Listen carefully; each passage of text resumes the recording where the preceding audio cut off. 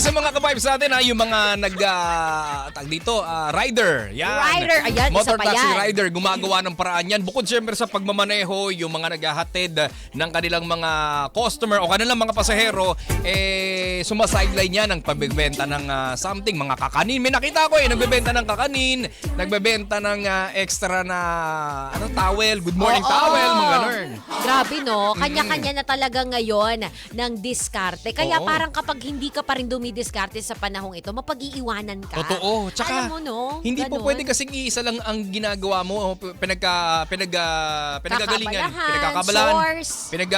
Pinagagalingan ng income mo. I Dapat know. meron ka talagang mga side hustle. Oo, pero yung ibang side hustle, dapat legal Legal! Hindi po pwede yung bigla ka na lang pupusasan ng pideya. Baka sabihin, si Kiko Kalikot po kasi sabi magkaroon daw po kami, hindi under the table. Hindi yun. Dapat over para kita ng lahat, di ba?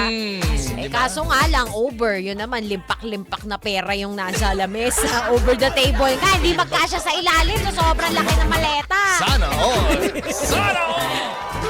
Kaya naman ikaw ka-vibes, kung ano man ang naiisip mo, kung ano man ang diskarte mo, go for it, go, go, go. Basta't importante wala kang natatapakan at wala kang nadidisgrasya ang ibang tao.